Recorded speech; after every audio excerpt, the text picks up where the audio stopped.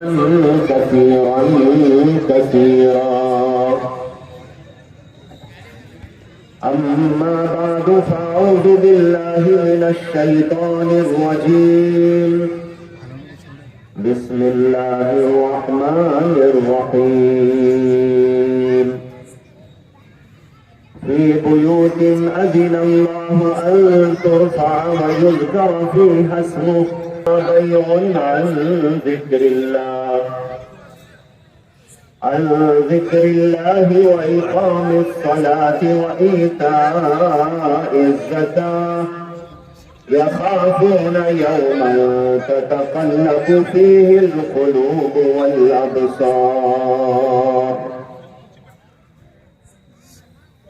وقال الله تبارك وتعالى: إنما يعمر مساجد الله من آمن بالله واليوم الآخر وأقام الصلاة وآتى الزكاة ولم يخش إلا الله فعسى أولئك أن يكونوا من المهتدين. صدق الله العظيم. حضرات علماء کرام، بزرگوں، دوستوں اور میری محترم ماں اور بہنوں، آپ کے شہر میں پہلی دفعہ حاضری کا اتفاق ہوا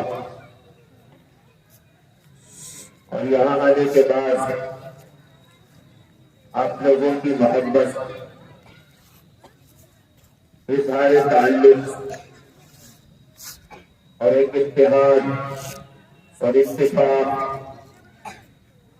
اور دین کے سلسلے میں شوق اور ذوق اور رغبت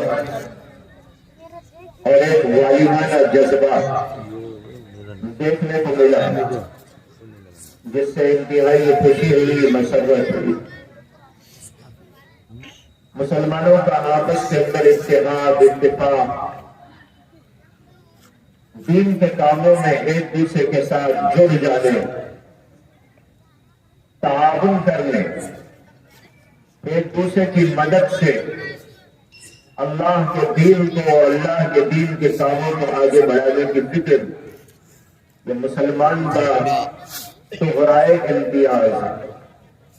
یہی وہ چیز تھی جو پچھلے دوروں میں حضرات صحابہ کرام کے درمیان، حضرات تابعین کے درمیان اور اس کے بعد بھی بہت سارے ادوار میں موجود تھی، اور اس کی وجہ سے دین کو ترقی اور مسلمانوں کو ترقی اور مسلمانوں کی حکومتوں کو ترقی اور مسلمانوں کی تجارتوں کو اور ان کے دنیا کے اندر جینے کے سلیقے کو اللہ نے ترقی کی اور عروج کی بہت ہی عظیم الشان منزلوں پر پہنچا دیا۔ لیکن آہستہ آہستہ مسلمانوں کے درمیان سے یہ چیزیں رخصت ہونے لگی۔ پہلے تو کم ہوتی گئی اور پھر رخصت ہونے لگی، تو مسلمانوں کا وہ دبدبہ اور وہ شان و شوکت اور دینی کاموں کے اندر ترقی اور عروج کی منزلوں کو طے کرنے والی بات، اور اسی طرح ان کی دنیاوی زندگی کے امور، یہ سب کے سب ترقی کی منزلوں سے دور ہو کے رہے۔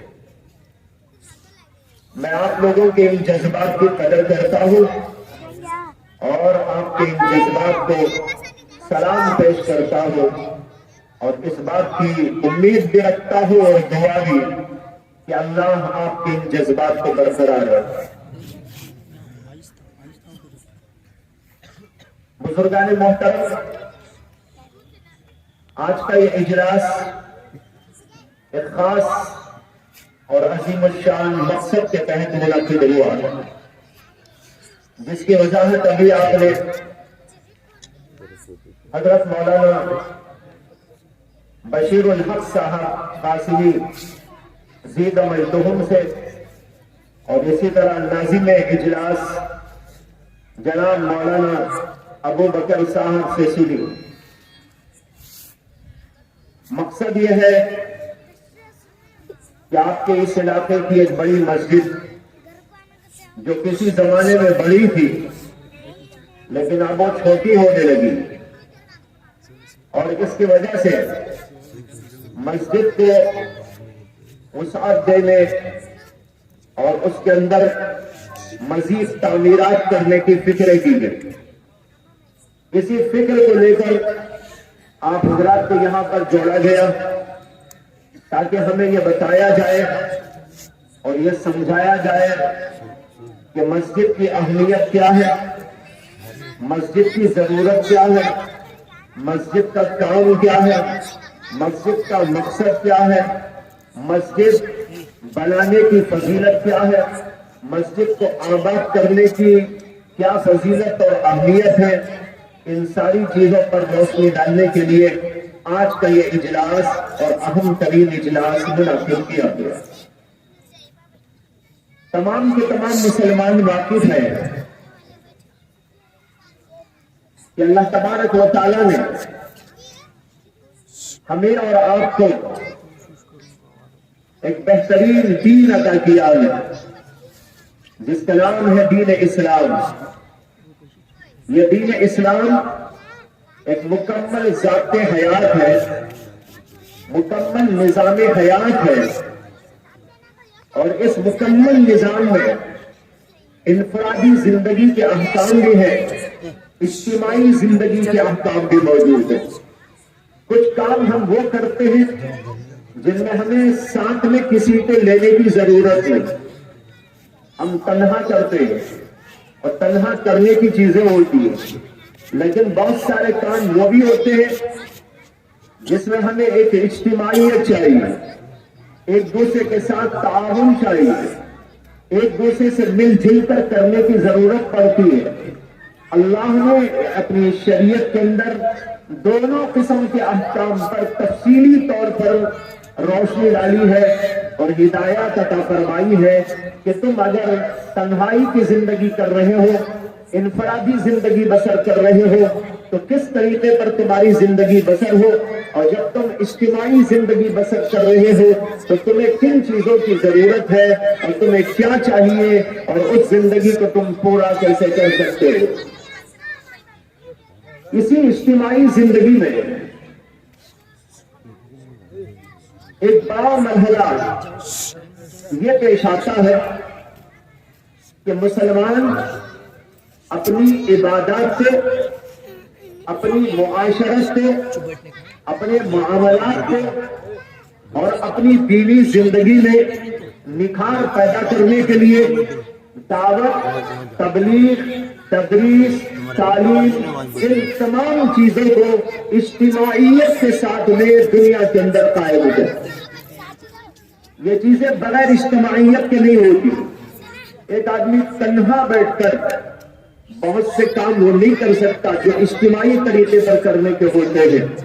اس کے لیے اللہ نے ہمیں ایک سسٹم عطا کیا، اور وہ سسٹم ہے مسجد کا سسٹم، کہ جہاں پر مسلمانوں کی آبادی ہو وہاں پر ان کا ایک پاور ہاؤس ہونا چاہیے، ان کے لیے ایک اجتماعیت کی ایک بہترین منزل ہونی چاہیے جہاں پر وہ اپنے معاملات کو اجتماعی طور پر حل کریں، عبادات بھی انجام دیں، اپنے معاملات کو بھی حل کریں، اپنی تعلیم، تبلیغ، دعوت اور مختلف قسم کے مسائل کو حل کرنے کے لیے ایک ایسی عظیم الشان جگہ ہونی چاہیے جہاں پر کہ تمام معاملات بہت ہی حسن و خوبی کے ساتھ انجام دیے جا سکے۔ ایسی ہی جگہ کا نام ہے دراصل مسجد۔ اسلام نے مسجد کا جو تصور دیا ہے وہ ایک سینٹر کا اور ایک مرکزی مقام کا تصور عطا فرمایا ہے۔ بہت سارے مسلمانوں میں آج غلط فہمی کے نتیجے میں یہ بات پیدا ہو گئی کہ وہ مسجد کو سمجھتے ہیں کہ مسجد صرف نماز پڑھنے کا نام ہے، لیکن جناب محمد رسول اللہ صلی اللہ علیہ وسلم نے جو مسجد بنائی جس کو مسجد نبوی کہا جاتا ہے، اس مسجد نبوی کا جو نظام قائم فرمایا وہ صرف عبادت تک محدود نہیں، وہاں پر فیصلے بھی ہوتے تھے، وہاں پر تعلیمی حلقے بھی لگتے تھے، وہاں پر ذکر کی مجالس بھی ہوتی تھی، وہاں نبی اکرم صلی اللہ علیہ وسلم بیٹھ کر درس بھی دیا کرتے تھے، لوگوں کی تعلیم اور لوگوں کو اچھائی کی بات بتانے کا نظام بھی چلا کرتا تھا۔ اللہ کے نبی علیہ السلام کی مجالس جو روزانہ ہوا کرتی تھی وہ اسی مسجد نبوی کے اندر ہوتی تھی، اور وہیں سے یہ سارا ذخیرہ آج جو احادیث کی شکل میں ہمارے پاس موجود ہے وہ مسجد نبوی ہی سے چل کر ہمارے پاس میں پہنچا ہوا۔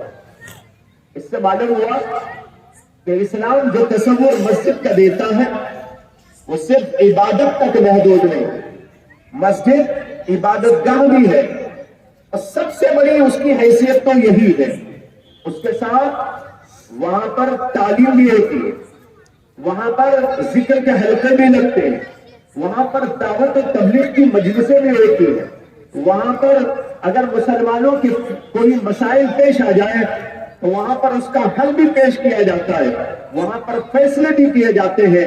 یہ سارے کے سارے کام مسجد نبوی کے اندر ہوا کرتے تھے، اور اسی لیے احادیث میں آتا ہے کہ اللہ کے نبی علیہ السلام نے جہاں بھی قدم رکھا وہاں سب سے پہلے ایک مرکزی حیثیت کی جگہ مسجد کو قائم کرنے کی کوشش فرمائی۔ جب آپ ہجرت کر کے مدینہ طیبہ تشریف لے گئے، تقریباً 15 دن تک آپ کا قیام محلے بنو سلمہ میں رہا، اور وہاں پر اللہ کے نبی علیہ السلام نے ایک مسجد کی بنیاد ڈالی، اور اس مسجد کا نام ہے مسجد قباء۔ حالانکہ وہاں پر آپ کو چند دن رہنا تھا، ہمیشہ کے لیے وہاں رہنے کا فیصلہ نہیں تھا، نہ بہت دنوں تک رہنے کا آپ کا کوئی ارادہ تھا، لیکن چند دنوں کا قیام۔ لیکن اللہ کے نبی علیہ السلام نے وہاں پر ایک مسجد کی بنیاد ڈالی، اس کو مسجد قباء کہا جاتا ہے۔ یہی وہ مسجد قباء ہے جس کا ذکر اللہ نے قرآن کریم کے اندر فرمایا، لَمَسْجِدٌ أُسِّسَ عَلَى التَّقْوَى مِنْ أَوَّلِ يَوْمٍ أَحَقُّ أَن تَقِيمَ فِيهِ۔ اس مسجد کی بڑی تعریف فرمائی، اس کی فضیلت ارشاد فرمائی۔ یہ مسجد ہے مسجد قباء۔ پھر اللہ کے نبی علیہ السلام وہاں سے 15 دنوں کے بعد مدینہ طیبہ کے اندر داخل ہوئے، اور جہاں پر جا کر آپ کو قیام کرنا تھا وہاں پر قیام کیا، اور وہاں پر بازو میں ایک جگہ موجود تھی۔ اللہ کے نبی علیہ السلام نے اس مسجد کے بعد اس کو مسجد کے لیے لینے کا ارادہ فرمایا۔ وہ آپ ہی کے ننیالی خاندان کے 2 یتیم بچوں کی جگہ تھی۔ اللہ کے نبی علیہ السلام نے ان بچوں کو بلا کر کہا کہ یہ مسجد کے لیے مجھ کو بھیج دو، میں یہاں پر مسجد بنانا چاہتا ہوں۔ انہوں نے عرض کیا کہ یا رسول اللہ، آپ کو ہم یوں ہی دینا چاہتے ہیں، لیکن اللہ کے نبی علیہ السلام نے یتیم ہونے کی وجہ سے ان کو پیسہ دے کر اس کو خریدا، اور وہاں پر اللہ کے نبی علیہ السلام نے مسجد بنائی۔ اسی مسجد کا نام ہے مسجد نبوی۔ تو یہ دوسری مسجد جو اللہ کے نبی صلی اللہ علیہ وسلم کے ہاتھوں بنائی ہے۔ معلوم ہوا کہ آپ جہاں بھی جاتے سب سے پہلے مسجد کی فکر کرتے۔ اس کی ضرورت کیا ہوتی تھی؟ ضرورت یہ تھی کہ مسجد مسلمانوں کے محلے میں، مسلمانوں کی آبادی میں ایک سینٹر کا اور ایک مرکزی مقام کا رخ رکھتے ہیں، حیثیت رکھتے ہیں۔ اللہ کے نبی علیہ السلام وہاں پر مسجد بناتے تھے تاکہ لوگ وہاں پر جڑے، آپس کے اندر مذاکرے ہوں، ان کی تعلیم کا سلسلہ چلے، ان کے اندر تبلیغ کا سلسلہ چلے، ان کے اندر عبادات کے اندر رونق پیدا ہو جائے، اجتماعی عبادتیں وہاں پر انجام دی جا سکے۔ اس کے لیے مسجد کی تعمیر ہوا کرتی۔ اللہ کے نبی علیہ السلام نے حدیث کے اندر خود ارشاد فرمایا، جہاں کہیں بھی مسلمان آباد ہو وہاں پر ان کو مسجد بنانی چاہیے۔ مسجد کی بڑی اہمیت اسلام کے اندر ہے، اور یہ مسجد کون بناتے ہیں؟ اللہ نے قرآن میں اس کا ذکر فرمایا، انما یعمر مساجد اللہ من آمن باللہ والیوم الآخر واقام الصلاۃ وآتى الزکاۃ ولم یخش الا اللہ فعسى اولئک ان یکونوا من المہتدین۔ اللہ کہتے ہیں کہ مسجد کو وہی لوگ آباد کرتے، کون لوگ؟ من آمن باللہ، جو اللہ پر ایمان رکھتے ہیں، والیوم الآخر، آخرت پر ایمان رکھتے ہیں، وَأَقَامَ الصَّلَاةَ وَآتَى الزَّكَاةَ، نماز قائم کرتے ہیں، زکوٰۃ ادا کرتے ہیں، وَلَمْ يَخْشَ إِلَّا اللَّهَ، اور اللہ کے سوا کسی سے نہیں ڈرتے۔ یہی وہ لوگ ہیں جو ہدایت یافتہ ہیں۔ اللہ تعالیٰ نے مسجد بنانے والوں کا، مسجد کو آباد کرنے والوں کا ذکر کرتے ہوئے بتایا کہ ان لوگوں کی خصوصیات اور ان لوگوں کی صفات یہ ہیں کہ وہ ایمان رکھتے ہیں اللہ پر، یوم آخرت پر، وہ نماز پڑھتے ہیں، زکوٰۃ دیتے ہیں اور اللہ کے سوا کسی سے نہیں ڈرتے۔ ایسے لوگ یہ ایمان والا کام کرتے ہیں، یعنی مسجد بنایا کرتے ہیں۔ علماء نے لکھا ہے کہ عمارت دو قسم کی ہوتی ہے، ایک ظاہری عمارت اور ایک باطنی عمارت۔ مسجد دو طرح آباد کی جاتی ہے۔ مسجد کی ایک آبادی ظاہری آبادی، ظاہری آبادی تو جگہ خریدنے اور پھر اس کے اوپر تعمیر کرنے اور وہاں پر ضروریات کو بہم پہنچانے اور وہاں کی سہولیات کو بہم پہنچانے، ان چیزوں کے ذریعے مسجد کی ظاہری تعمیر اور ظاہری آبادی ہوتی ہے، یہ بھی اس کے اندر داخل ہے۔ اور دوسرے ہیں باطنی آبادی۔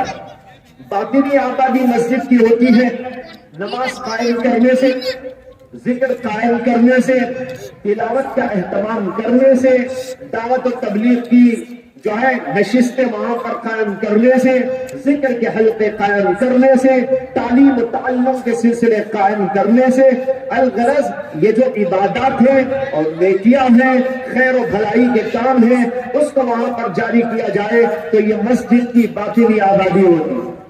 اللہ نے دونوں کو اس کے اندر شامل رکھا، انما یعمر مساجد اللہ، کہ وہی لوگ مسجدوں کو آباد کرتے، آبادی ظاہری ہو یا آبادی باطنی ہو، دونوں اس کے اندر داخل ہو گئے۔ لہذا مسجد کو جگہ دینے والے لوگ، مسجد میں تعمیر کے لیے حصہ لینے والے لوگ، مسجد کی ضروریات کو بہم پہنچانے والے لوگ، مسجد کے اندر جن جن چیزوں کی ضرورت ان میں حصہ لینے والے لوگ، یہ سب کے سب اس مسجد کی تعمیر کے جو ہے تعمیر کرنے والوں میں داخل ہو جاتے ہیں۔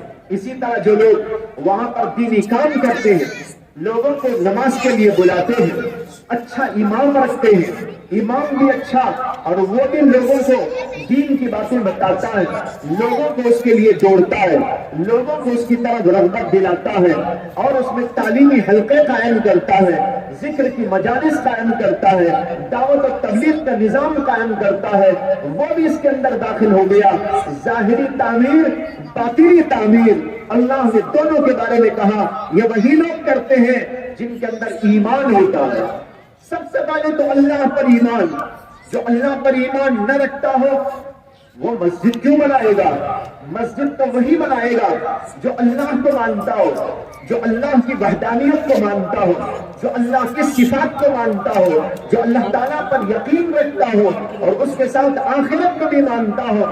جو آخرت پر یقین کرے گا وہ سمجھے گا کہ میں مسجد میں حصہ لوں گا، مسجد کی تعمیر میں حصہ لوں گا، یہاں پر پیسہ لگاؤں گا، یہ مجھے آخرت میں کام آنے والا ہے۔ یہاں پر میں بناؤں گا مسجد لیکن آخرت میں اللہ اس کا اجر و ثواب عطا کریں گے اور بہترین شکل میں ادا کریں گے۔ ایک حدیث میں آتا ہے کہ نبی اکرم صلی اللہ علیہ وسلم نے ارشاد فرمایا، من بنا للہ مسجدا بنا اللہ لہ بیتا فی الجنہ، جو آدمی دنیا میں اللہ کا گھر یعنی مسجد بناتا ہے للہ، اللہ کے لیے، دکھاوے کے لیے نہیں، شہرت کے لیے نہیں، دنیا میں نام ہوئی کے لیے نہیں، دنیا میں نام کمانے کے لیے نہیں، بلکہ صرف اللہ کی خاطر بناتا ہے، میرا اللہ مجھ سے راضی ہو جائے، وہ مجھ کو اجر عطا فرما دے، اس کی قربت سے مجھ کو نواز ڈالے، اس نیت سے اور اس ارادے سے وہ مسجد تعمیر کرتا ہے، چاہے پوری مسجد بناتا ہو یا مسجد کا کوئی حصہ بناتا ہو یا مسجد کے اندر جو کام ہے، جو ضرورتیں ہیں ان میں سے کسی کے اندر حصہ لگاتا ہو، وہ سب اس کے اندر داخل ہو گیا۔ من بنا للہ، جو آدمی اللہ کے لیے مسجد بناتا ہے، بن اللہ لہ بیتا فی الجنہ، اللہ اسے جنت کے اندر محل بنا کے عطا کرتا ہے۔ انسان کو دنیا میں اپنی شان کے مطابق بناتا ہے اور اللہ اپنی شان کے مطابق عطا کرتا ہے۔ ایک روایت میں یہ الفاظ آئے ہیں کہ نبی اکرم صلی اللہ علیہ وسلم نے فرمایا، من بنا للہ مسجدا بنا اللہ لہ مثلہ فی الجنہ، جو آدمی اللہ کے لیے اس کا گھر مسجد بناتا ہے، اللہ جنت کے اندر اسی کے مثل، اسی کے جیسا بنا کے دیتے۔ اس کے اوپر بظاہر اشکال ہوتا ہے کہ بھئی ہم اینٹ و پتھر کا بناتے ہیں، جنت میں بھی وہی بنا کے اللہ دے دے تو ظاہر بات ہے تو کوئی بڑی بات نہ ہوئی۔ اللہ کے نبی کہتے ہیں مثلہ فی الجنہ، اسی کے مثل بنا کے دیں گے جنت میں۔ تو اسی کے مثل کا مطلب بہت سارے لوگ یہ سمجھ جاتے ہیں کہ جیسا ہم نے دنیا میں بنایا، اینٹ کا بنایا، پتھر کا بنایا، سیمنٹ کا بنایا، مٹی کا بنایا، اسی طرح کا گھر اللہ وہاں بنا کے ہم کو دے دیں گے، یعنی جیسا ہم نے دنیا میں بنایا ویسے ہی گھر جنت میں ہم کو مل جائے گا۔ لیکن یہ مطلب نہیں ہے اس حدیث کا۔ علماء لکھتے ہیں کہ مثلہ کا مطلب یہ ہے جس طرح اس آدمی نے اللہ ہی کے لیے بنایا، اللہ بھی اسی کے لیے بنا کے دیں گے۔ سمجھ میں آیا نہیں آیا؟ مثلہ اسی کی طرح، یعنی جیسے اس نے اللہ ہی کے لیے بنایا، کوئی اور مقصد نہیں تھا، کسی انسان کا کوئی تصور نہیں تھا، کوئی ناموری مقصد نہ تھی، اسی کی رضا مقصود تھی۔ جیسے اللہ کی رضا کے لیے اس نے بنایا، اللہ بھی اسی کو خوش کرنے کے لیے بنا کے اس کو عطا کریں گے۔ جیسے اس نے خدا کی خوشنودی چاہی، اللہ بندے کی خوشنودی کے لیے بنا کے دے۔ کتنی بڑی بات ہو گئی۔ بنائیں گے اپنی شان کے مطابق، وہ تو جنت ہے نا۔ جنت کیسی ہے؟ ایک حدیث میں آتا ہے کہ حضرت سیدنا ابو ہریرہ رضی اللہ تعالی عنہ نے نبی اکرم صلی اللہ علیہ وسلم سے پوچھا کہ یا رسول اللہ، اللہ نے جنت کیسی بنائی؟ نبی اکرم صلی اللہ علیہ وسلم نے فرمایا کہ ابو ہریرہ، اللہ نے جنت ایسی بنائی ہے کہ اس کی ایک اینٹ سونے کی ہے، ایک اینٹ چاندی کی ہے، اور دونوں کے درمیان میں جو مسالہ ہے وہ مشک و عنبر و زعفران سے مکس کیا ہوا ہے۔ اس طریقے پر اللہ نے ایک اینٹ سونے کی، ایک اینٹ چاندی کی، ایک اینٹ سونے کی، ایک اینٹ چاندی کی، اور بیچ میں ایسا زبردست مسالہ، اور اس کے ذریعے جنت بنا دی ہے۔ اور جنت بے پناہ اونچی ہے اور بے پناہ لمبی اور چوڑی ہے، جس کا ذکر قرآن میں بھی اللہ نے فرمایا ہے کعرض السماء والارض، زمین و آسمان کے برابر۔ علماء کہتے ہیں تمام زمینوں کو بچھا دو یکے بعد دیگرے، اور تمام آسمانوں کو بچھا دو یکے بعد دیگرے، کتنا بڑا حصہ ہو جائے گا۔ اب تو 7 آسمان 7 زمین ایک دوسرے کے اوپر اوپر ہے۔ آپ تصور یہ کرو، اوپر اوپر نہیں بلکہ بازو بازو ان کو رکھ دیا جائے، ایک زمین ادھر، پھر بازو ایک زمین، پھر تیسری، اور پھر چوتھی، اور پھر پانچویں، اور اس طرح پوری زمینوں کو، 7 زمینوں کو پھیلا دے، اور پھر اسی کے بازو میں 7 آسمانوں کو پھیلا دے، کتنا بڑا ایریا ہو جائے گا۔ جنت اس سے بھی زیادہ ہوگی۔ اور یہ بھی آتا ہے حدیث میں کہ اس کی ایک منزل سے دوسری منزل، اور 100 منزلیں اللہ نے بنائی، اوپر اوپر اوپر 100 منزلیں، لمبائی چوڑائی تو اتنی جتنی کہ ابھی آپ کو بتا دیا، اوپر اوپر 100 منزلیں، اور ایک منزل سے دوسری منزل اتنی لمبی چوڑی جگہ پر ہے جیسے کہ زمین سے لے کر آسمان تک۔ اس کا مطلب ہوا زمین سے آسمان تک ایک حصہ، اور اس کے اوپر ایسا ہی 100 حصے۔ اندازہ کر لو کتنی بڑی جنت اللہ نے بنائی ہوگی۔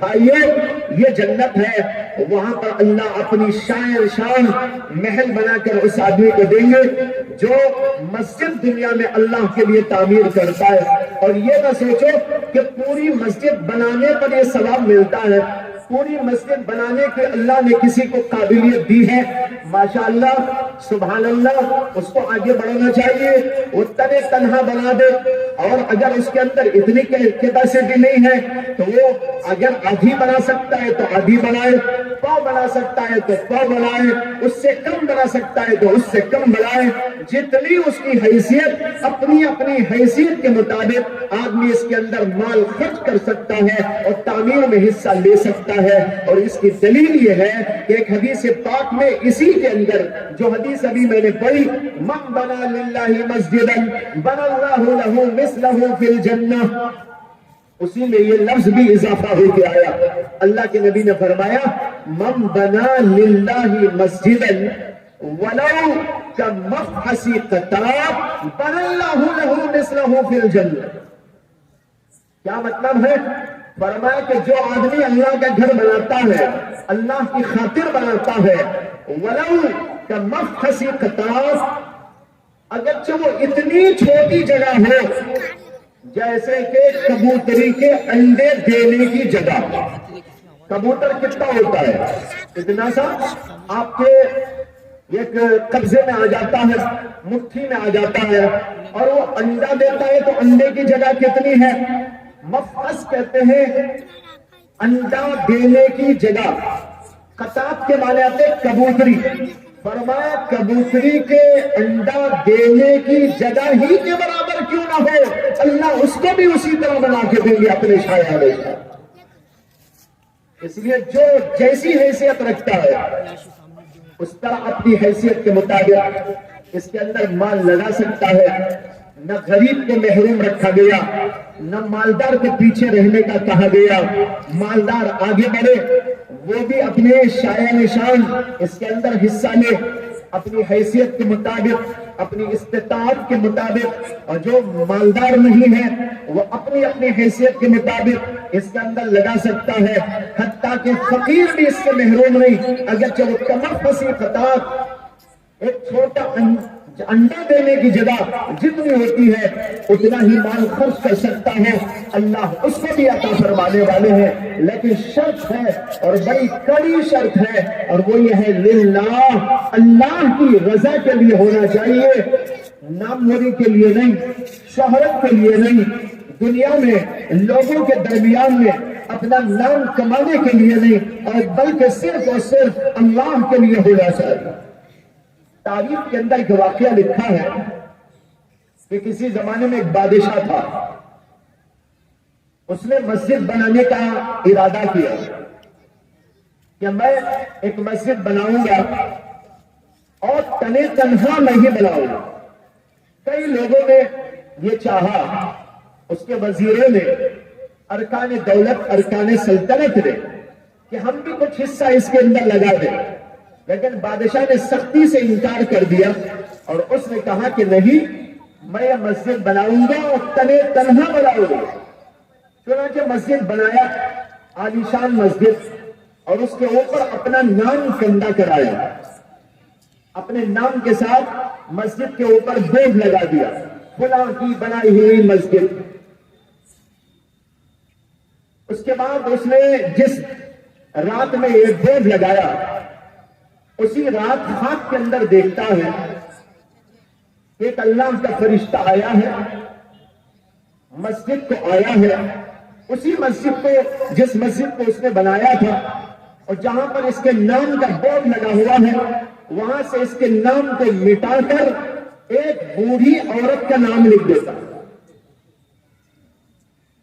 صبح بیدار ہوا بادشاہ، پریشان ہو گیا، اپنے وزیروں کو بلایا اور کہا آج میں نے ایسا خواب دیکھا، خادموں کو بھیجو کہ وہ فوراً مسجد کو جائے اور دیکھ کے آئے کہ مسجد میں کوئی حادثہ تو نہیں ہوا، میرا نام وہاں موجود ہے کہ نہیں ہے۔ لوگ گئے، جا کر دیکھا، نام تو موجود تھا، کچھ نہیں ہوا تھا، آ کر بتا دیا کہ بادشاہ کچھ نہیں ہوا ہے۔ خیر وہ دن گزارنے کے بعد جب دوسری رات کو سوتا ہے تو پھر خواب کے اندر دیکھتا ہے وہی منظر کہ ایک فرشتہ آیا ہے اور بورڈ سے اس کا نام مٹا کر ایک عورت کا نام لکھ دیتا ہے. پھر بیدار ہونے کے بعد وزیروں کو بلاتا ہے اور حکم دیتا ہے کہ جاؤ دیکھ کر آؤ کیا ہوا. آ کر کہتے ہیں کہ کچھ نہیں ہوا, آپ کا نام الحمدللہ باقی ہے. تیسرے دن پھر وہی خواب دیکھتا ہے اور خواب دیکھ کر یہ بھی اسے پتا چلتا ہے کہ یہ ایک بوڑھی عورت ہے. وہ فرشتہ کہتا ہے اس کے نام کو مٹاؤ اور فلاں انہی کے ایریا میں جو فلاں عورت ہے اس کا نام لکھو. اس بوڑھی عورت کا نام لے کر زبان سے وہ کہتا ہے اس کا نام لکھ دیتا ہے. اب یہ پہچان ہو جاتی ہے کہ وہ عورت کون ہے جس کا نام لکھا جا رہا ہے. اب تک تو پتا نہیں چلا کہ کس کا نام تھا, نام تو تھا, کون عورت پتا نہیں. لیکن فرشتوں نے کہا وہ عورت جو وہاں رہتی ہے اس کا نام لکھو. لکھنے والے نے لکھ دیا. اب خواب سے بیدار ہوا اور پھر لوگوں کو بھیجا جا کر دیکھ کر آؤ. جا کر دیکھا تو وہاں پر واقعتاً اس عورت کا نام لکھا ہوا ہے, بادشاہ کا نام غائب. بڑا پریشان ہوا.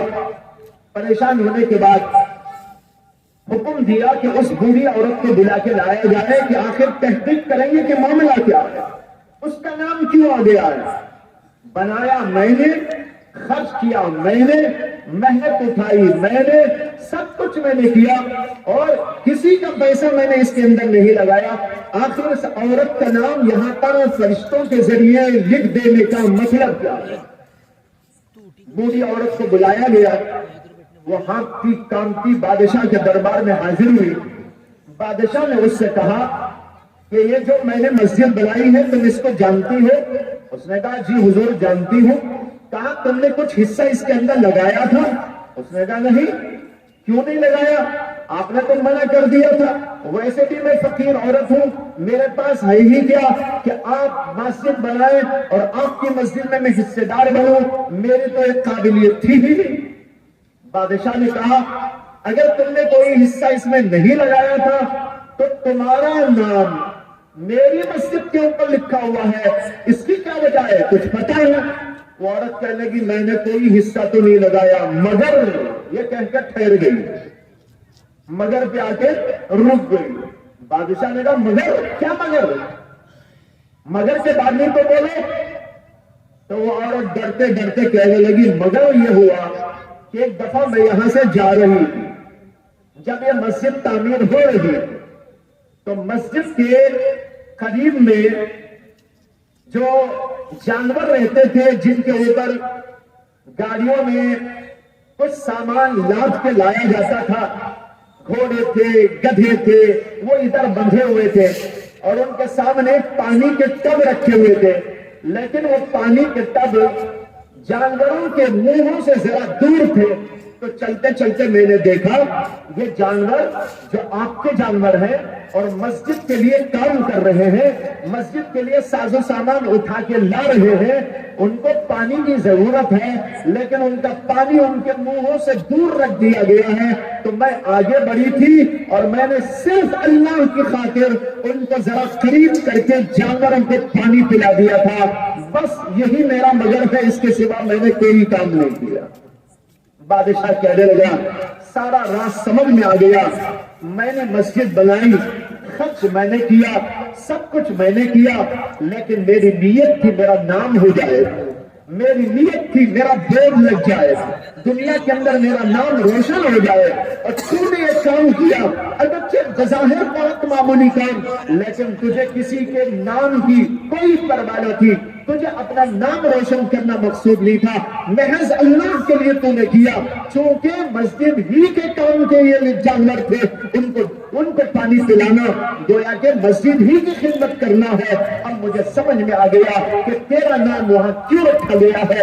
یہ کہہ کر اس نے اعلان کر دیا کہ اب اور ذرا بورڈ بڑا کر کے لگا دینا کہ اس عورت کی مسجد ہے, میری مسجد نہیں. تو بھائی یہ تاریخ کا قصہ ہے. اس سے اندازہ ہوتا ہے کہ ہمیں اور آپ کو کوئی بھی کام کرنا ہو ہماری نیت خالص ہونی چاہیے, اللہ کی رضا کی ہونی چاہیے. اللہ کی رضا کے لیے بندہ کوئی کام کرتا ہے مقبول ہوتا ہے, اللہ کے لیے نہیں کرتا تو کتنے سے بڑا کام کرے لیکن اللہ کے ہاں مقبول نہیں ہوتا. بہرحال پہلی بات تو یہ ہے کہ تعمیر کے لیے حصے داری ہے. یہ ہے تعمیر, ظاہری تعمیر, مسجد کو بنانا, اس کی تعمیر میں حصہ لینا, اس کی ضروریات کو بہم پہنچانا, اس کے لیے جگہ کی فراہمی کرنا وغیرہ وغیرہ. کوئی سیمنٹ دے دے, کوئی جلی دے دے, کوئی بالو دے دے اور کوئی پتھرے دے دے یا اور کوئی چیز مسجد کے لیے دے دے, وہ سب کا سب اس کے اندر آ جاتا ہے کہ اللہ کے نبی نے فرمایا من بنا للہ مسجدہ, اور اللہ کے ارشاد ہے انما یامر مساجد اللہ, اس کے اندر یہ ساری چیزیں داخل ہو جاتی ہیں. اور دوسری عمارت وہ ہے مانوی عمارت. مسجد کو مانوی طور پر آباد کرنا, اور یہ ہوتا ہے نماز کو قائم کرنے سے, بہترین امام رکھنے سے, اچھے مؤذن کا انتخاب کر کر بہترین اذان دلوانے سے. قرأت اچھی پڑھی جا رہی ہے, بڑا نیک اور متقی امام ہو, عالم دین ہو, فاضل ہو, تقوی شعار ہو, بہترین مؤذن ہو, اچھی آواز کے ساتھ اذان دی جا رہی ہو, اور وہ بھی متقی اور عابد و زاہد ہو. ایسے لوگ مسجد کے امام اور مؤذن بنے.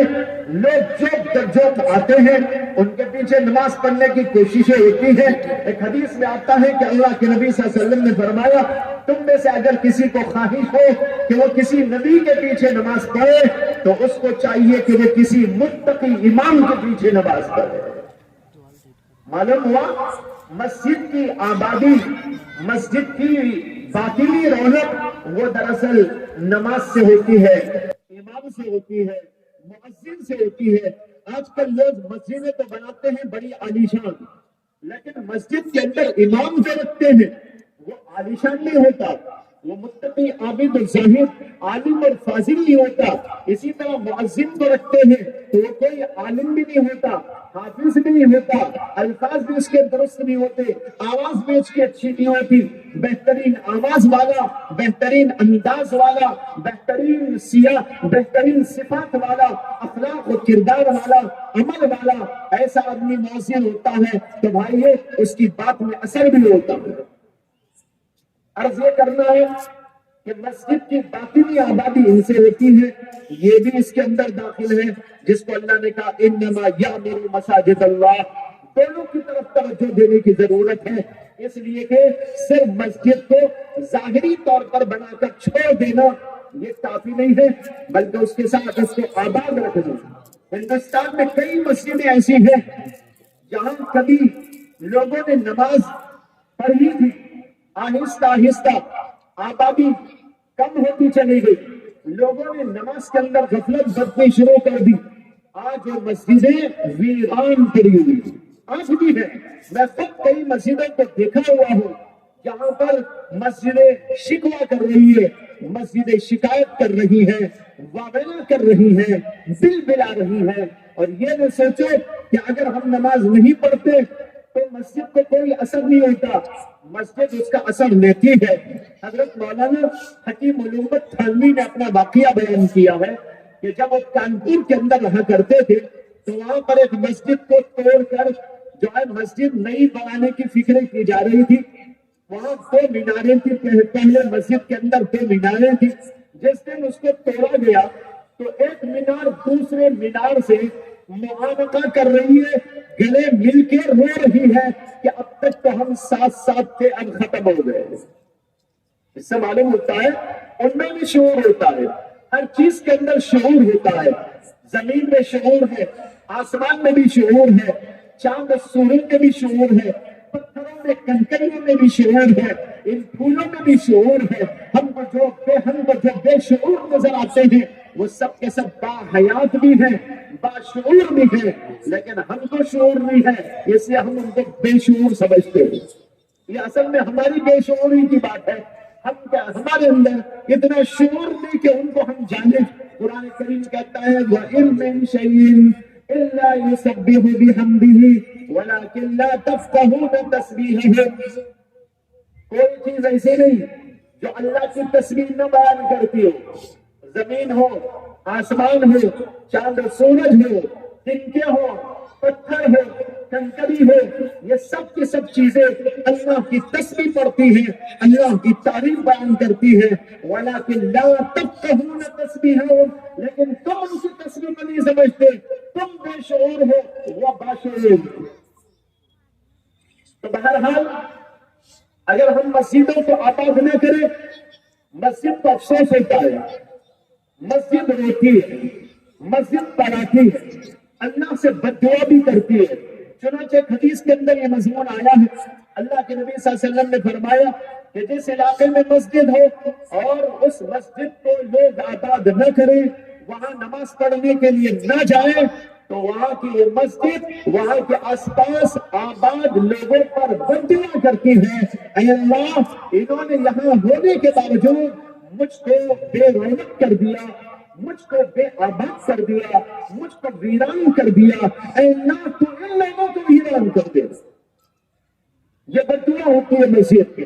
اس لیے ہمیشہ یاد رکھیں، ہم مسجد بنائیں لیکن اس کے ساتھ اس بات کی بڑی کوشش ہو مسجد آباد رہے، مصلی پڑھتے رہے، وہاں پر تعلیم کا شعبہ ہو، بچے آ کے پڑھتے رہے، بڑے لوگ بھی آ کے پڑھتے رہے، اور اسی طریقے پر وہاں پر دعوت و تبلیغ کے سلسلے جاری ہو، دین کا پیغام پہنچایا جا رہا ہے، بہترین امام لوگوں کو نصیحت کر رہا ہے، واعظ و نصیحت کی مجلسیں جاری ہو، تقوی کی باتیں، اللہ کی باتیں، رسول کی باتیں، اللہ کی محبت کی باتیں، خوف و خشیت کی باتیں، تقوی و طہارت کی باتیں، یہ ساری باتیں وہاں ہو رہی ہوں، اور پھر وہاں سے یہ پیغام آس پاس میں بسنے والے تمام گھروں تک پہنچایا جا رہا ہے، عورتوں تک پہنچ رہا ہے کہ کیا بات ہوئی مسجد کے اندر، کیا پیغام دیا مسجد کے اندر. مرد آ کر سنے اور لے جا کر گھروں تک بات کو پہنچائے. آج امام صاحب نے یہ بتایا، آج خطیب صاحب نے تقریر فرمائی، آج یہ باتیں آئی. حدیثوں میں آتا ہے حضرات صحابہ رضوان اللہ تعالی علیہم اجمعین جب نبی اکرم صلی اللہ علیہ وسلم کی مجلسوں کے اندر شریک ہوتے تھے تو یہ حضرات جب گھروں کو جاتے، صحابیہ عورتیں پوچھا کرتی آج اللہ کے نبی کی مجلس میں کیا بات آئی. خود مرد کبھی ان کو بتاتے یہ باتیں آئی تھی، یہ پیغام دیا گیا ہے، یہ چیزیں باتیں ہوئی، یہ واقعات وہاں پیش آئے، کسی نے آیا، یہ سوال کیا، اللہ کے نبی نے جواب دیا.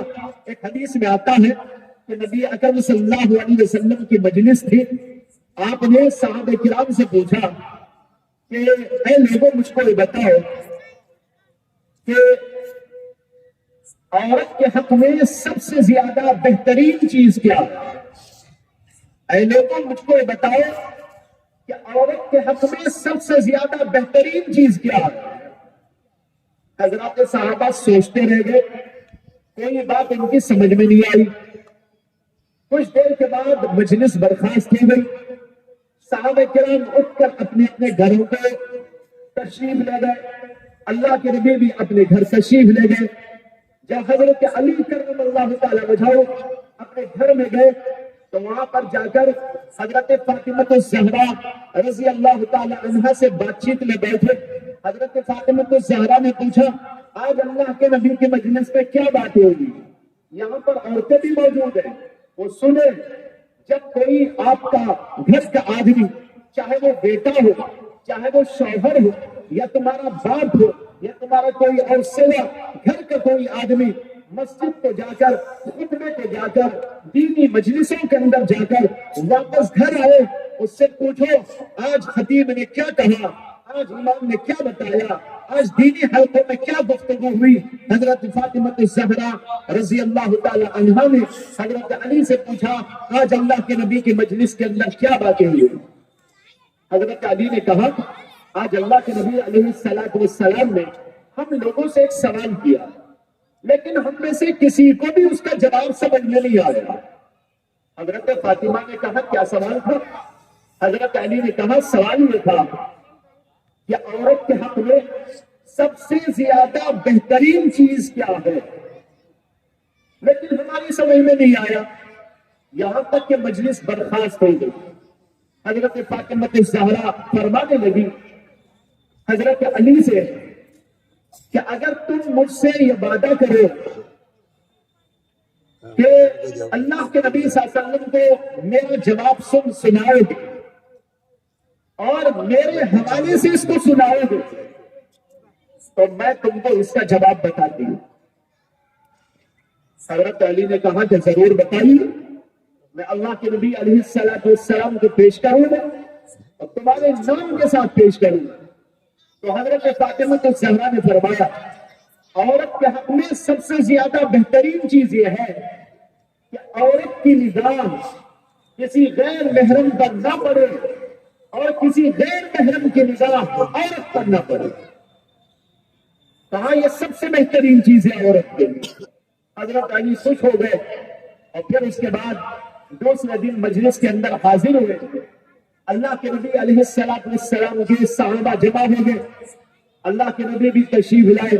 حضرت علی نے کہا کہ یا رسول اللہ کل آپ نے سوال کیا تھا لیکن ہمیں جواب معلوم نہیں تھا، اب اس کا جواب آپ کی خدمت میں عرض کرنا چاہتا ہوں۔ اس کا جواب یہ ہے کہ عورت کے حق میں سب سے زیادہ بہترین چیز یہ ہے کہ عورت کو کوئی غیر محرم نہ دیکھے اور عورت بھی کسی غیر محرم پر نگاہ نہ ڈالے، یہ عورت کے حق میں سب سے زیادہ بہترین بات ہے۔ حضرت علی نے اتنا کہا، ابھی بات ختم نہیں ہوئی تھی، وہ آگے پیش کرنا چاہ رہے تھے، یہ جواب مجھ کو فاطمہ نے بتایا، لیکن اتنے میں اللہ کے نبی نے سوال کر دیا اچھا یہ جواب تم کو کسے بتایا؟ اللہ کے نبی کو اندازہ ہو گیا تھا کہ یہ ان کا جواب نہیں ہے، کسی اور کا جواب ہے، اس لیے پوچھ لیا تم کو جواب کس نے بتایا؟ حضرت علی نے عرض کیا کہ یا رسول اللہ کل میں یہاں سے رخصت ہوا تو حضرت فاطمہ نے پوچھا کیا ہوا، میں نے بتایا، انہوں نے جواب بتایا۔ اللہ کے نبی علیہ السلام کے چہرے اندر پر مسکراہٹ دوڑنے لگی اور نبی اکرم صلی اللہ علیہ وسلم نے فرمایا ہاں فاطمہ ہی ایسا جواب دے سکتی ہے، فاطمہ بضعۃ منی، وہ تو میرا لخت جگر ہے، میرے جسم کا ایک ٹکڑا ہے۔ یہ کہہ کر اللہ کے نبی علیہ السلام نے بڑی خوشی کا اظہار فرمایا۔ تو یہ ہوتا تھا اللہ کے نبی صلی اللہ علیہ وسلم کے دور میں، آج بھی اس دور کو شروع کرنا چاہیے، عورتیں پوچھا کریں مردوں سے، دین سیکھا کریں۔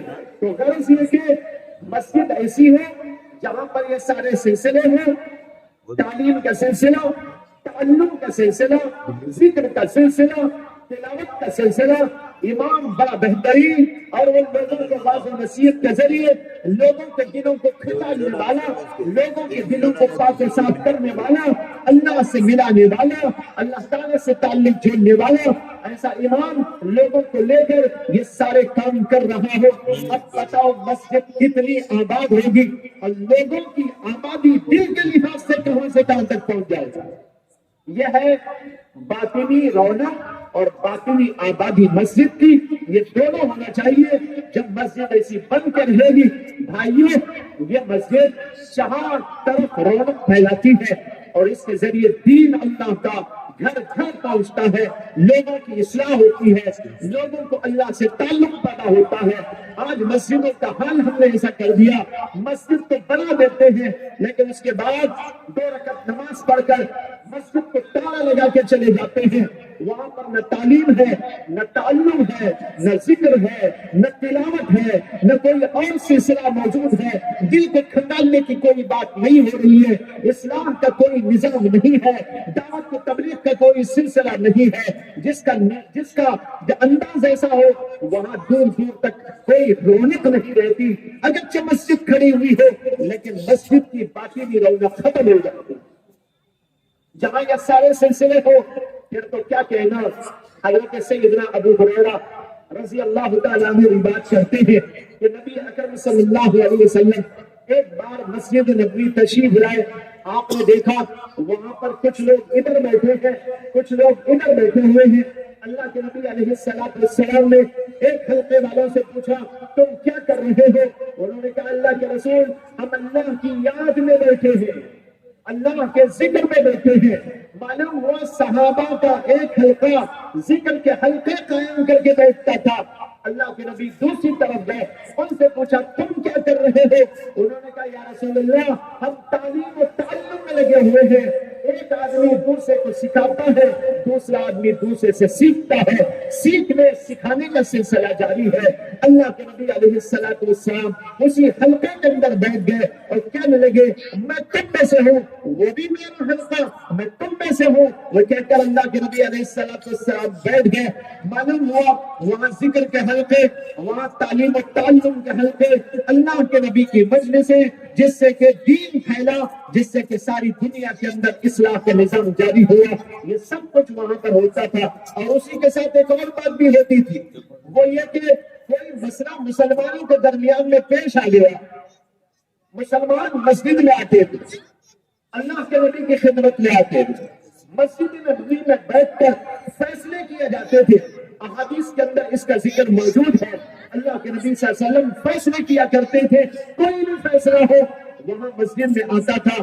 آج مسلمانوں کا بہت بڑا طبقہ اپنے مسائل کو لے کر، اپنی پریشانیوں کو لے کر ایک دوسرے پر الزام تراشی کے لیے یا کسی اور مقصد سے یا اپنا حق حاصل کرنے کے لیے مسجدوں کی طرف نہیں آتا، امام کی طرف نہیں آتا، علماء کی طرف نہیں آتا، بلکہ وہ جاتا ہے تو کورٹوں میں چلا جاتا ہے، کوئی پولیس اسٹیشنوں میں چلا جاتا ہے، اور کوئی اس سے بھی نچلی حرکت یہ کرتا ہے کہ پہلوانوں کے پاس میں چلا جاتا ہے، رشوت خوری کے ساتھ جہاں معاملات طے کیے جاتے ہیں وہاں پر جا کر فیصلہ کرانے کی کوشش کرتا ہے۔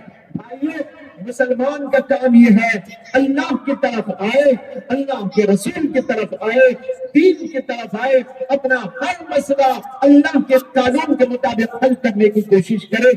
یہ ہوگا تو مسجدوں کو آئے گا، علماء کی طرف آئے گا، دارالقضا جائے گا، وہاں پر اپنے فیصلوں کو رکھے گا، وہاں سے حل کرائے گا، اور جو فیصلہ اس کے حق میں ہوگا اس کو دل سے جان سے قبول کر لے گا، چاہے وہ اس کے مفاد میں ہو، چاہے وہ اس کے مفاد میں نہ ہو، چاہے اس کے خلاف کیوں نہ ہو جائے، لیکن اللہ کا فیصلہ، رسول کا فیصلہ اس کو قبول کرتا ہے ہر مومن۔ قرآن کریم کے اندر ایک آیت آئی فَلَا يُؤْمِنُونَ فَلَا وَرَبِّكَ لَا يُؤْمِنُونَ حَتَّى يُحَكِّمُوكَ فِي مَا شَجَرَ بَيْنَهُمْ ثُمَّ لَا يَجِدُوا فِي أَنفُسِهِمْ حَرَجًا مِّمَّا قَضَيْتَ وَيُسَلِّمُوا تَسْلِيمًا۔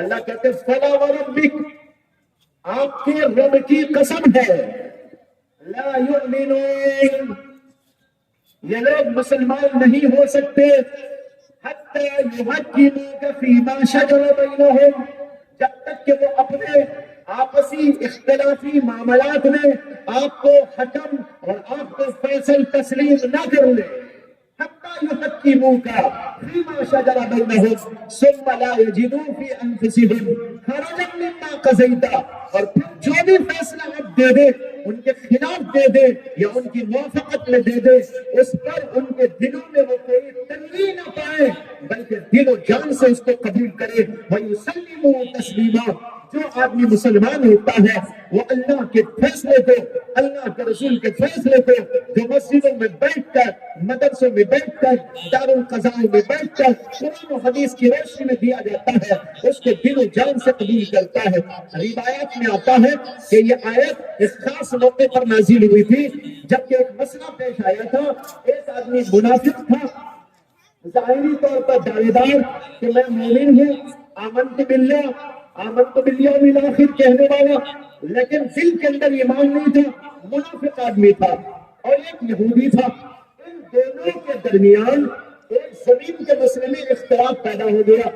یہودی کو دعویٰ تھا یہ زمین میری ہے، اور وہ ظاہری مسلمان اور منافق کو دعویٰ تھا کہ وہ زمین میری۔ دونوں میں جھگڑا بڑا، یہودی کہنے لگا چلو تمہارے نبی کے پاس میں جا کے فیصلہ کرائیں گے، اور یہ منافق کہہ رہا تھا میں ان کے پاس میں نہیں آتا، میں تمہارا جو سردار ہے اس کے پاس چلو وہاں ہوتا ہوں. اس کا نام تھا اخنس بن شریح. کہنے لگا مجھے اس کے پاس میں لے کے چلے. لیکن یہودی نے اصرار کیا کہ نہیں تمہارے نبی کے پاس میں جائیں گے. وہاں پر گئے, مسئلہ رکھا گیا.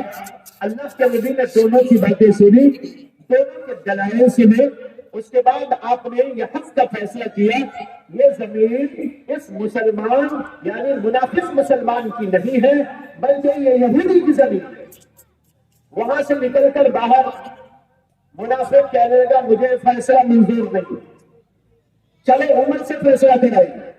ایک روایت میں یہ بھی ہے کہ اس نے کہا ابو بکر سے کرائیے. حضرت ابو بکر کے پاس میں گئے اور انہوں نے بھی فیصلہ کیا, وہی فیصلہ جو اللہ کے نبی نے کیا تھا. اس مسلمان کو یہ بھی فیصلہ پسند نہیں آیا, کہنے لگا کہ جو ہے چلو عمر کے پاس میں چلے. حضرت عمر کی خدمت میں گئے, جا کر مسئلہ رکھا. یہودی کہنے لگا میرا اور ان کا یہ جھگڑا ہے اور یہ جھگڑا لے کر ہم تمہارے نبی حضرت محمد صلی اللہ علیہ وسلم کے پاس گئے. انہوں نے میرے حق میں فیصلہ دے دیا, لیکن یہ مسلمان کہلانے والا اس فیصلے کو قبول کرنے تیار نہیں اور یہ کہتا ہے کہ میں اسے نہیں مانتا اور وہ کہتا ہے کہ تمہارے سے فیصلہ کرانا چاہتا ہے, اس لیے تمہارے پاس آئے ہیں. عمر آپ فیصلہ کرو. حضرت عمر کہنے لگے اچھا محمد صلی اللہ علیہ وسلم نے فیصلہ کر دیا تھا. ہاں کر دیا تھا, لیکن یہ مسلمان نہیں مانتا, یعنی یہ منافق مسلمان نہیں مانتا. حضرت عمر نے فرمایا بیٹھو ابھی آتا ہوں. اندر گئے, تلوار لے کے آئے, اس کی گردن اڑا دی اور فرمایا جو نبی کا فیصلہ نہ مانے میرا فیصلہ یہ ہے کہ اس کی گردن اڑا دینی چاہیے. منافقین نے بڑا شور مچایا, بڑا ہنگامہ مچایا کہ مسلمان کو قتل کر دیا عمر نے. اسی کے رد میں اللہ قرآن کے اندر یہ آیت نازل فرمائی فَلَا وَرَبِّكَ لَا يُؤْمِنُونَ. آپ کے پروردگار کی قسم ہے کہ یہ مومن ہو نہیں سکتے. یعنی وہ مسلمان جو ظاہری مسلمان تھا وہ تو باطن میں مسلمان نہیں تھا, وہ باطن میں کافر تھا. اللہ نے راستہ کھول دیا اور کہا فَلَا وَرَبِّكَ لَا يُؤْمِنُونَ. جب تک نبی کے فیصلے کو نہ مانے اور نبی کے فیصلے پر دل میں تنگی نہ پائے بلکہ اس کو دل و جان سے قبول کر لے, اس وقت تک یہ مسلمان ہو نہیں سکتے. آج ضرورت ہے بھائیو ہمارے مسائل مسجدوں میں آئے, ہمارے حوادث و پریشانیاں مسجدوں میں آئے. امام کو ایسا رکھو جو امام سے فیصلہ کرنے کی سکت رکھتا ہو, بہترین عالم ہو, بہترین مفتی ہو, بہترین سمجھدار ہو, متقی عابد زاہد ہو اور یہ سارے معاملات کو حل کرنے والا ہو. بہرحال یہ بھی ایک کام ہے جو مسجدوں سے متعلق بتانا یہ تھا. ایک ہے مسجد کی ظاہری آبادی, وہ ہوتی ہے تعمیر سے, بنانے سے, اور دوسری آبادی اس کی ہے نماز سے, ذکر سے, تسبیحات سے, تعلیم و تعلیم سے, دعوت و تبلیغی حلقوں سے. ان چیزوں سے باطنی رونق پیدا ہوتی ہے. یہ دونوں چیزیں مسلمان کی بڑی اہم ترین ضرورتیں ہیں. مسجد مسلمان کی ایک اہم ترین ضرورت, اس کے دل کو بنانے والی چیز, اس کے ظاہر کو بنانے والی چیز, اللہ سے اس کے جوڑنے والی چیز, اس لیے کہ مسجد نہ رہے, مسجد سے تعلق نہ رہے, مومن صحیح معنی میں مومن نہیں بنا کرتا. ایک پاور ہاؤس اس کو چاہیے جہاں سے اس کا رشتہ اللہ سے قائم ہونے لگے. اس لیے اللہ کے نبی نے پہلی جہاں بھی تشریف لے گئے وہاں مسجد بنائی, اور جہاں مسلمانوں کی آبادی ہے وہاں مسلمانوں کو حکم دیا مسجد کو تعمیر کرنا چاہیے. اور یہ بھی روایت میں آتا ہے اللہ کے نبی علیہ السلام نے فرمایا المسجد بیت کل مؤمن وتقی. مسجد ہر مسلمان کا اور بالخصوص ہر متقی کا گھر ہے. مسلمان وہاں رہتا ہے, اسے سکون ملتا ہے, اسے عافیت معلوم ہوتی ہے, مسلمان کا دل مسجد میں لگا رہتا ہے. ایک حدیث میں آتا ہے کہ اللہ کے نبی علیہ السلام نے فرمایا سبعۃ یظلھم اللہ فی ظلہ یوم لا ظل الا ظلہ. 7 افراد ایسے ہیں, 7 قسم کے لوگ ایسے ہیں جن کو اللہ اپنے سائے میں اس دن جگہ دے گا جس دن اللہ کے سائے کے سوا کوئی سایہ نہیں. وہ کیا ہے؟ وہ کون لوگ ہیں؟ 7 افراد، 7 قسم کے لوگوں کا ذکر ہے. اسی کے اندر یہ بھی فرمایا رجل قلبہ معلق بالمساجد، ایک وہ آدمی بھی ہے جس کا دل مسجد میں اٹکا ہوا ہوتا ہے. وہ کاروبار میں ہے، وہ اپنے کام دھام میں لگا ہے، وہ اپنے گھر کو بھی آیا ہے، بیوی بچوں میں بیٹھا بھی ہے، لیکن دل مسجد میں لگا ہے. کب اذان ہوگی، کب بلاوا آئے گا، کب میں وہاں پر جاؤں گا، دل وہاں پر لگا ہوا ہوتا ہے. یہ آدمی کی بڑی فضیلت اس حدیث کے اندر بیان کی گئی. جو لوگ ایسے ہوتے ہیں وہاں پر قیامت کے دن جب کوئی سایہ نہیں ہوگا، ساری دنیا پریشان ہوگی، وہاں ایسے لوگوں کو اللہ تعالیٰ اپنے سائے کے اندر جگہ دیں گے. بعض علماء نے کہا سائے سے مراد عرش کا سایہ، اور بعض لوگوں نے کہا عرش کے علاوہ کوئی سایہ، بہرحال کوئی بھی سایہ ہو وہاں پر اس کو جگہ ملے گی. معلوم ہوا یہ بہترین جگہ ہے جہاں مومن کا دل لگتا ہے.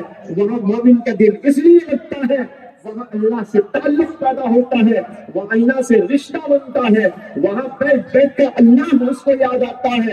اس لیے مسجد کو اپنا گھر بنا لیتا ہے، وہاں آتا وہ جاتا رہتا ہے. اور اسی لیے مسجد کو آنے جانے کی بھی فضیلت بیان کی گئی. ایک حدیث میں آتا ہے اللہ کے نبی علیہ السلام نے فرمایا من راح اور غدا الى المسجد، جو آدمی صبح و شام مسجد کو آتا جاتا رہتا ہے اللہ تعالیٰ اس کے لیے نزول تیار کرتے. نزول کہتے ہیں مہمانداری کے اسباب، مہمانوں کے لیے جو چیزیں تیار ہوتی ہیں اللہ اس کی مہمانی کی چیزیں تیار کرتے ہیں. یہ میرا بندہ میرے گھر کو آ رہا ہے، صبح بھی آ رہا ہے، شام بھی آ رہا ہے، بار بار آ رہا، بار بار جا رہا ہے. اس کے لیے تو جو ہے تیاری کرے، اس کے لیے مہمانداری کے لیے اسباب تیار کرے. اللہ خصوصی طور پر اس کے لیے مہمانی کے اسباب پیدا کرتے ہیں. ایک حدیث میں آتا ہے نبی اکرم صلی اللہ علیہ وسلم نے فرمایا کہ جو آدمی گھر میں وضو کرتا ہے پھر اس کے بعد مسجد کو چل کے جاتا ہے، ہر قدم پر ایک ایک نیکی لکھی جاتی ہے، ایک ایک گناہ یعنی صغیرہ گناہ اس کا مٹا دیا جاتا ہے. اب سوچو کہ کتنا بڑا ثواب مل گیا.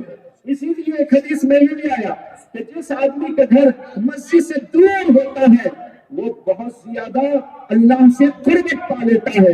اس لیے کہ دور سے آتا ہے اور جاتا ہے، دور سے آنے و جانے میں قدم جگہ پڑھتے رہتے ہیں، اور ہر قدم پر نیکی لکھی جاتی ہے، ہر قدم پر گناہ معاف کر دیا جاتا ہے. اور ایک حدیث میں اللہ کے نبی علیہ السلام فرماتے ہیں کہ بشر المشائین فی الظلم الی المساجد، ان لوگوں کو بشارت سنا دو جو رات کی اندھیریوں میں مسجدوں کی طرف چل کے جایا کرتے ہیں. مشائین فی الظلم الی المساجد، ان کو بتا دو، کیا بشارت سنا دو؟ بالنور التام یوم القیامہ، کہ قیامت کے دن ان کو نور تام حاصل ہوگا. قیامت کی اندھیریوں میں ان لوگوں کو یہ جو ہے نور ملے گا جو ان کے سامنے ہوگا. بڑی آسانی سے وہ چلتے رہیں گے اور دوسرے لوگ اندھیریوں میں گرفتار ہوں گے. یہ سارے فضائل کیوں ہیں؟ مسجد سے تعلق پیدا کرنے کے لیے، مسجد سے الفت رکھنے کے لیے، مسجد آنے و جانے کے لیے ہمارے اندر جذبہ پیدا ہو، ہم مسجد سے اپنا تعلق و رشتہ پیدا کریں، تعلیم دیں، اور مسجد نماز پڑھنے کے لیے، عبادت کرنے کے لیے اور مختلف کام دھاموں کے لیے مسجد کو ہمارا آنا و جانا ایک سلسلہ باقی رہنا چاہیے. یہ ہے مسجد کو آنے و جانے کے فضائل. یہ بتا رہے ہیں فضائل مسجد کتنی بڑی جگہ ہے مومن کے لیے اور کتنی عظیم الشان جگہ ہے. سب سے پہلی بات تو یہ ہے کہ وہ اللہ کا گھر ہے.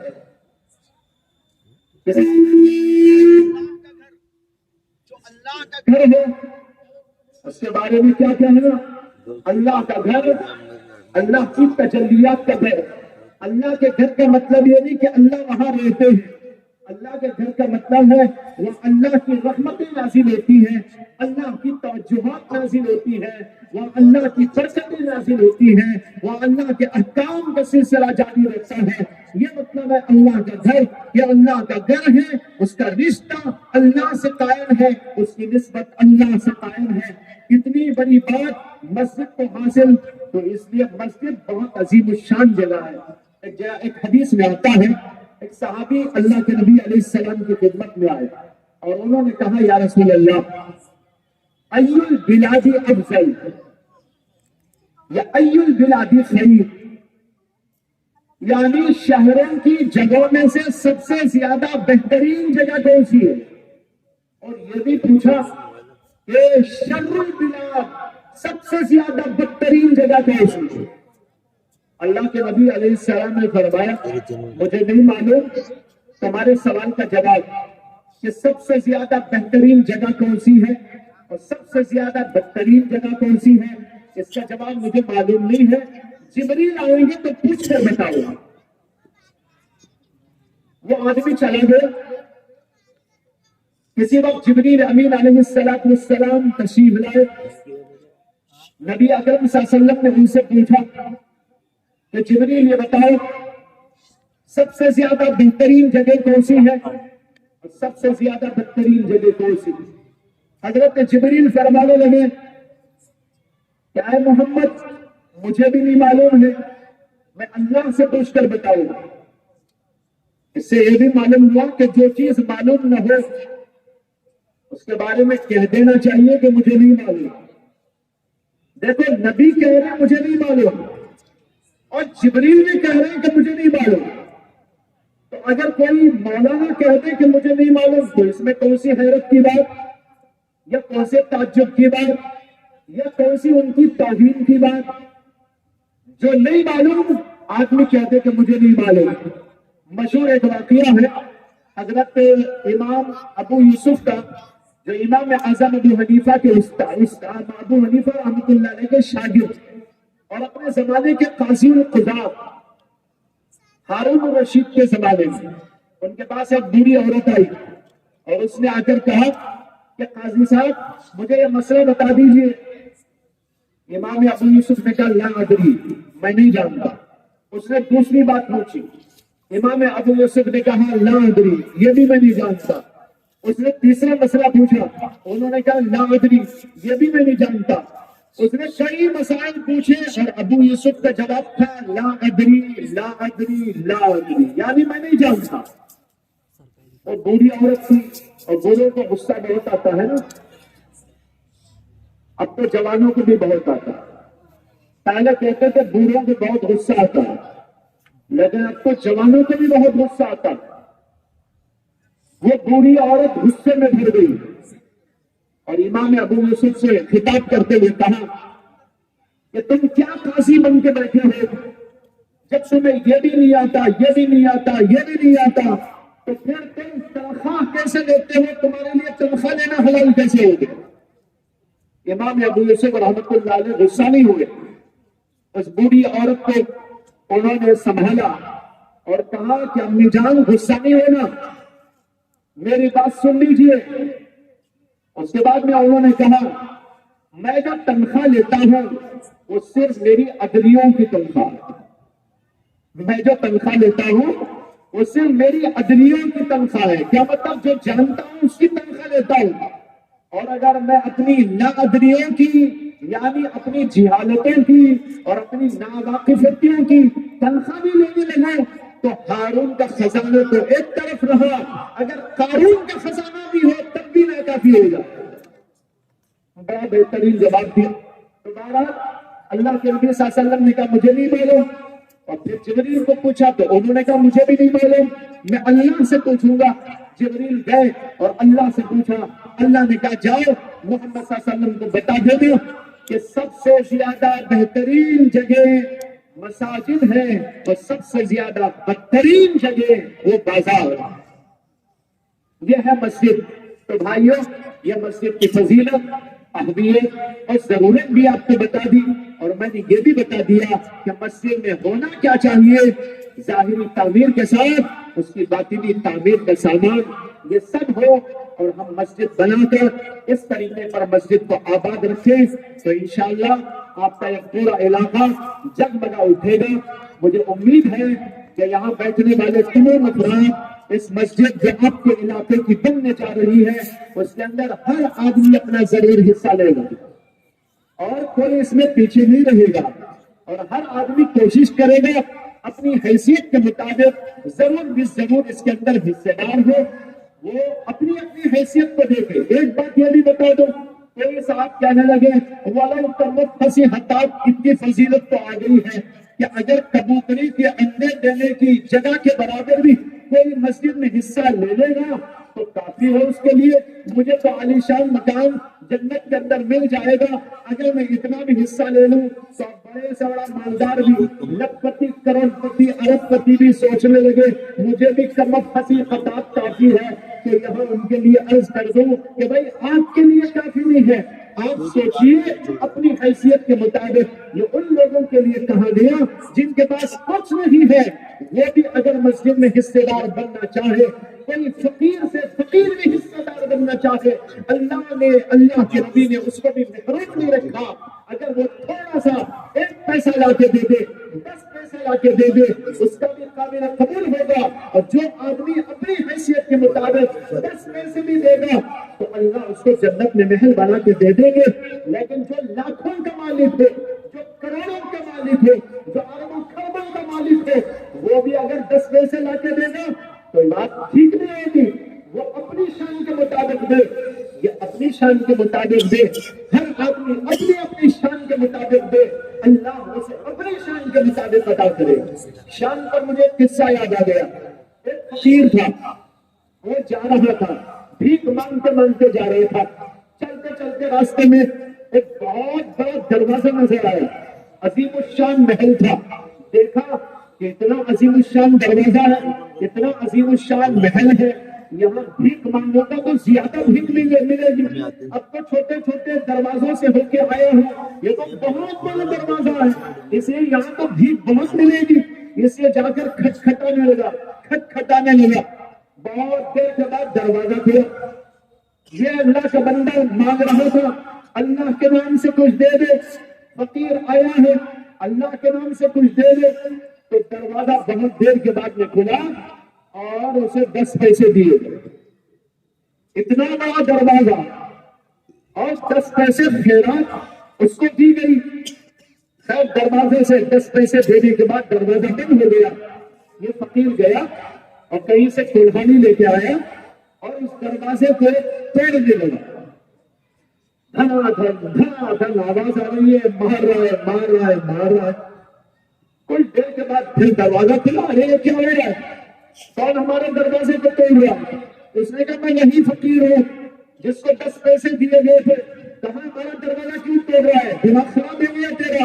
اس نے کہا دماغ خراب نہیں ہوا، بات اصل میں یہ ہے کہ میں یہاں آیا تھا دروازہ دیکھ کر کہ اتنا بڑا دروازہ ہے، لیکن بھیک جو مجھے دی گئی وہ بہت معمولی ہے، اب یا تو آپ بھیک دروازے کے مطابق کر دو یا نہیں تو میں دروازہ آپ کی بھیک کے برابر کر دوں گا۔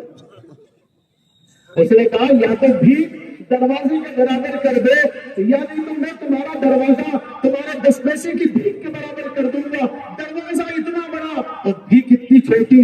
بھائیو اسی طرح یاد رکھو، اللہ کے دربار میں جب آپ دیں گے اپنی شان کے مطابق آپ دیں گے، اللہ اپنی شان کے مطابق آپ کو عطا کرے گا۔ 10 پیسے والا 10 پیسے دے، 20 پیسے والا 20 پیسے دے، 1 روپے والا 1 روپیہ دے، 1000 روپے والا 1000 روپے دے، لاکھ والا لاکھ دے، کروڑ والا کروڑ دے، اپنی اپنی حیثیت کے مطابق دے، وہاں پر اللہ تبارک و تعالیٰ اجر عظیم آپ کو عطا کریں گے، اور وہاں پر جب اجر ملے گا وہ ایسا جو ہے بے حساب ہوگا، لا تعداد ہوگا، اس کا آپ دنیا کے اندر تصور بھی نہیں کر سکتے۔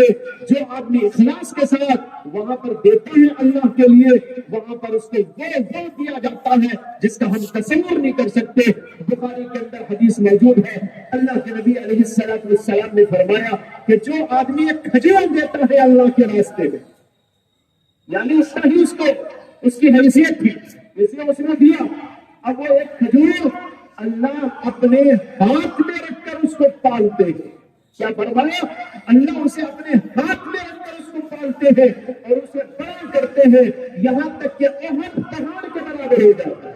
اور ایک حدیث میں یہ فرمایا کہ جب کوئی آدمی اسلامی صدقہ دیتا ہے اللہ اس کو اس طرح پالتے ہیں جیسے کہ تم میں سے کوئی اپنے گھوڑے کی دیکھ بھال کرتا ہے، اپنے گھوڑے کے بچے کو پال پال کر بڑا کرتا ہے، اللہ اسی طرح اس صدقے کو بھی پالتے ہیں اور بہت پہاڑ کے برابر کر دیتے ہیں۔ بندہ جا کر دیکھتا ہے بہت پہاڑ، آپ نے دیکھا ہوگا نا احد پہاڑ، جو لوگ گئے ہیں مدینے کو کہاں سے کہاں تک فصیل کی طرح مدینے میں پھیلا ہوا ہے، اللہ کے نبی کے سامنے وہ تھا، صحابہ کو دکھا کر اللہ کے نبی نے کہا اتنا بڑا ثواب اگر اللہ کے نبی کے سامنے اس سے بھی بڑا پہاڑ ہوتا وہ دکھا کے بتاتے۔ یہ مثال ہے، سمجھانے کے لیے ہے، ورنہ تحدید نہیں ہے، حد مقرر نہیں کر دی ہے، اللہ اس سے بھی بے شمار دینے والے ہیں۔